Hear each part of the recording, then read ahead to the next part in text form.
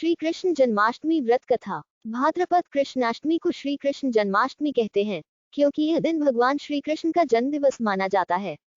इसी तिथि की घनघोर अंधेरी आधी रात को रोहिणी नक्षत्र में मथुरा के कारागार में वसुदेव की पत्नी देवकी के गर्भ से भगवान श्री कृष्ण ने जन्म लिया था। यह तिथि उसी शुभ घड़ी की याद दिलाती है और सारे देश में बड़ी धूमधाम से मनाई जाती है। द्वापर युग में भोजवंशी राजा उग्रसेन मथुरा में राज्य करता था। उसके आताए पुत्र कंस ने उसे गद्दी से उतार दिया और स्वयं मथुरा का राजा बन बैठा। कंस की एक बहन देवकी थी, जिसका विवाह वसुदेव नामक यदुवंशी से हुआ था। एक समय कंस अपनी बहन देवकी को उसकी ससुराल पहुंचाने जा रहा था। रास्ते में आकाशवाणी हुई, हे कंस, जिस देवकी को तू बड़े प्रेम से ले जा रहा है, उसी में तेरा काल बसता है।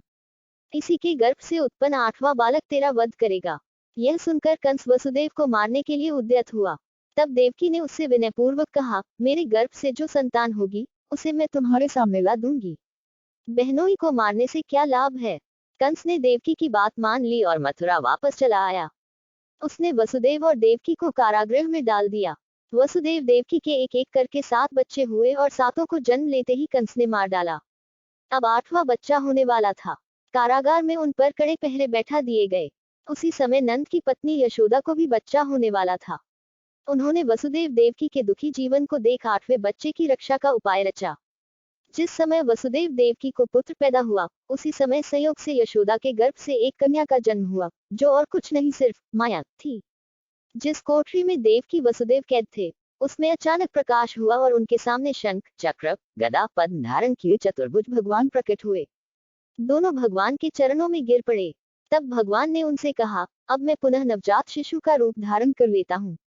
तुम मुझे इसी समय अपने मित्र नंदी के घर वृंदावन में भेज आओ और उनके यहाँ जो कन्या जन्मी है, उसे लाकर कंस के हवाले कर दो।